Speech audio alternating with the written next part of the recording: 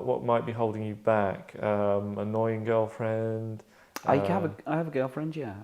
Yeah? Is she annoying? Will she watch this? I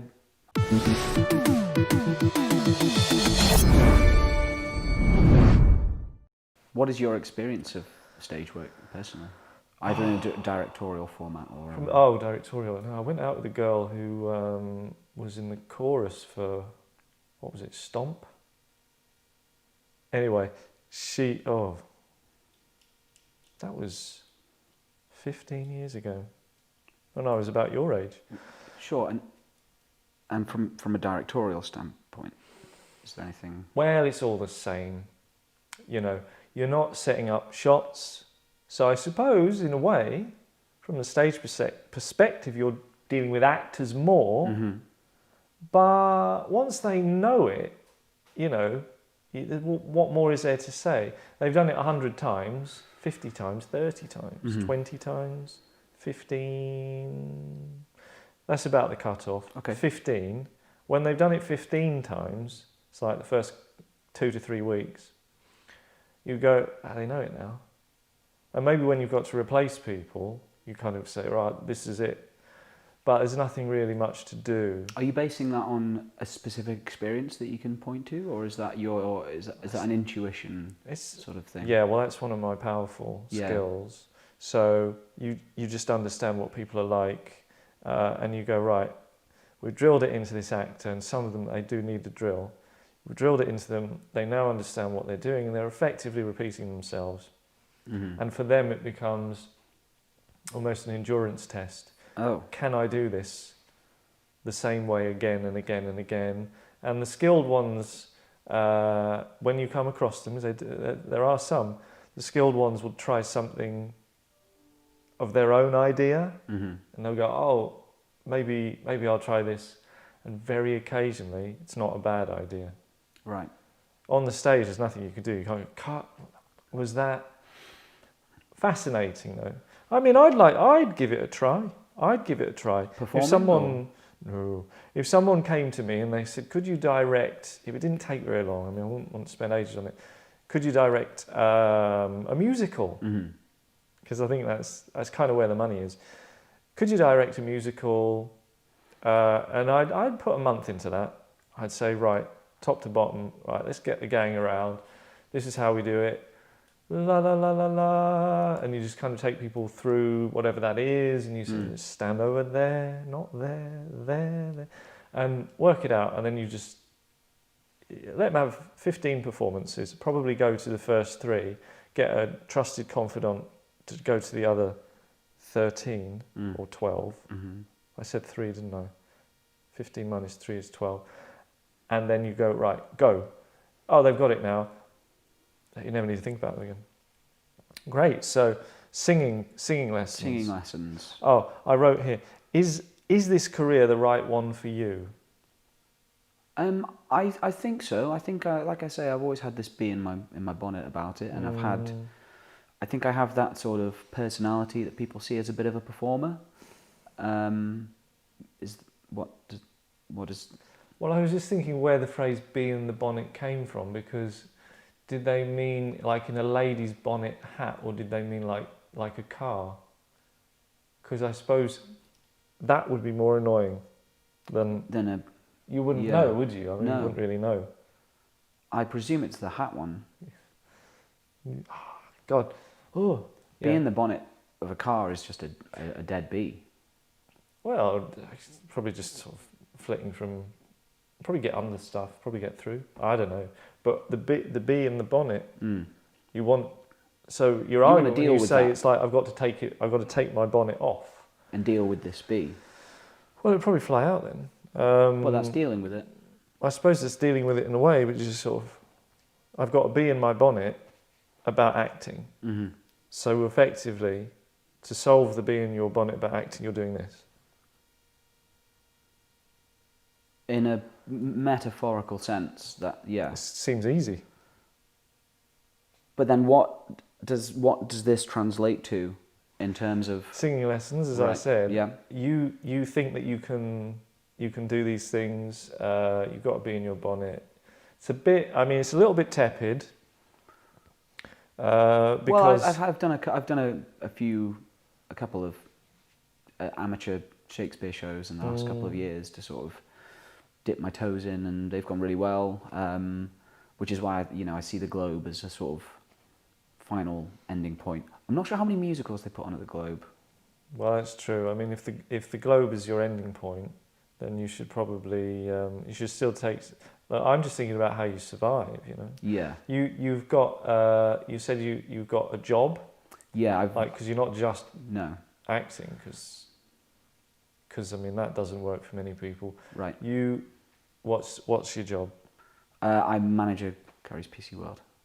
Oh, you're still there. Oh, sorry. I thought you'd left. No. I thought you'd left to pursue acting, and then maybe had something else. No, I reduced my hours. And that's why you were apologising for my bad experience, as opposed to just not really caring. Yeah. You were I'm sorry that happened. Ah, okay. No, I don't really hold it against the brand. You did say it was an awful place. The Wembley one in 2005. Yes, it was, and the people working there. I don't think no malice, but just not very bright. Mm-hmm. So you kind of need to. I've not been in for ages. So hopefully the bar has been risen. Yeah. It was low then. So my other question was what else is going on? But you've got that. So that's managing my Curry's PC World. Yeah. Any what might be holding you back? Annoying girlfriend. I have a girlfriend. Yeah. Yeah. Is she annoying? Will she watch this? I hope so. So she's not annoying. Well, no, I wouldn't say. I mean, I love her to pieces. Yeah. Well, yeah, exactly. So don't. Yeah, she's not annoying. She's not annoying. No, exactly. So what about money worries?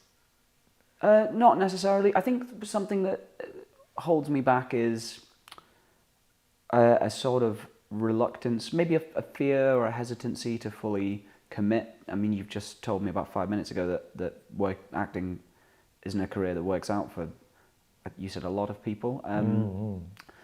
Well, I think that's fair comment. I mean, there's a lot of people that fail. Sure. So I think that specific fear is... it's rational.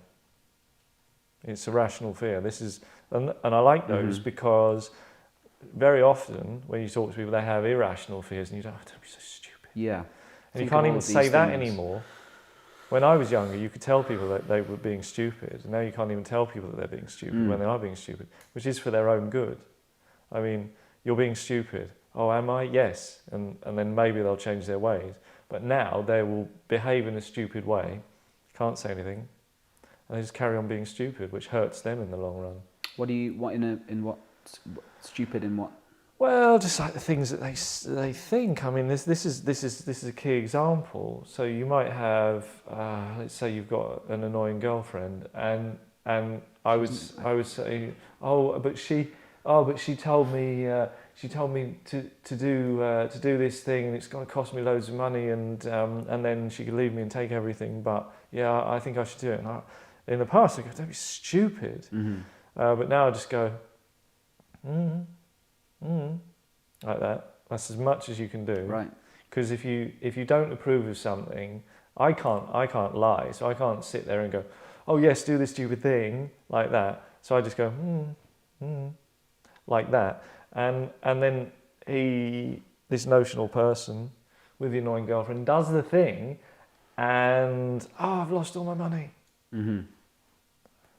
If I'd been allowed to tell you, I would have. Would you have listened? That's another thing. So you think people don't appreciate sort of harsh truths? I don't even think that's harsh. Maybe not even harsh truths. I think that's just truth. Harsh would be like, oh, don't be so stupid. And also and your clothes. Oh. Something like that. So it's just kind of unattached harshness. It's like, and also, your Something choice about this. It's not apropos to the situation that you're actually. No, that would be discussing. if we're going to add harshness, we're Yeah. just kind of interrogating like their whole existence. Just saying, why did you put up with that woman? Why did you got that job? You have a dream. Mm-hmm. It was or you know, something you think you want to go after, but you know, you've got the crutch of a job. You know, if it would it matter if you died tomorrow? You know, would it, like, a few people would go, oh, Tom's dead, you know, and then there'd be a funeral. Hey, get over it, you know. But you haven't made a mark, and you've got to commit. In your case, I think, like, singing lessons. Yeah. So I've said that. Do that. That can't hurt you. Even in things that aren't musicals. Mm-hmm. Just having that sense of timing. Your timing's going to improve with that. Okay. Singing is so important. Okay. I'm always trying to sing on this, and they keep like, oh, Joanne's like, oh, copyright strike. Oh, you can't do it. Yeah. Oh, okay. I'd do it more.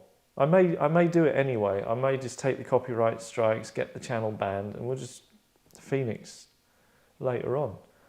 So that's what you got to do. Okay. Don't get ground down by women, and don't. I'm not. You know, and Ground down. yeah, I know. We've got to say that. No, he isn't. And I think, seriously consider. I don't want to see you on the streets, but seriously consider giving old Tim Curry and PC World the heave-ho, okay? Yeah. Because until you commit fully to the dream, I don't think the dream can happen. I don't know anyone who had a job and just carried on with that job and just kind of lucked their way into superstardom. They were in it lock, stock and barrel. Sure. 100%. Well, like I say, this is. I mean, before you started talking about how I was, if I died, no one would mind. I was saying that is the fear that I know I have to overcome. I think that's something that has been holding me back. Your life doesn't matter. That was your. No. About the job. About the security. Yeah. Right. Yep. And so I think I need. That's partly why I'm here. I'd like to find strategies to sort of have in place a plan that if I then, as you have advised, chucked Tim Curry, then I would have a structure in place where I could say, okay, I've gotten rid of this safety net, and now I will take these steps. Strategy. And one of those, as you've said, is singing lessons. And so yeah, I think if I could come away from today with a structured plan in place, then I feel like I'd be in a good position. I admire your ambition. Problem I've got is that Troy is my social media expert. Mm-hmm. Troy tells me that my videos at the moment shouldn't go beyond 20 minutes. And this one has. I'm not counting, but I reckon. So maybe for another time. But definitely singing lessons, because people love musicals and they don't like plays. You'll find people who like plays. They are out there, but there's not enough of them. Okay, it's quite a highbrow thing, and most people are lowbrow. You don't want to hear it, but you are. Maybe not you, special, Mr. Special, Mrs. Special, but everybody but you is lowbrow. Okay. Like the video, subscribe to the channel. Look, do it. I'm not convinced that subscription does anything, but look, we're on a real subscription push here. Mm-hmm. Definitely ring the bell. And if you ever see any of my videos, just in the list as you're scrolling, make sure to watch one, because that really helps me out. And you know, you're surfing YouTube, so it's not like you're busy, is it? Okay. Good ones. That was great. Tom, Mr. President, get singing. Bye.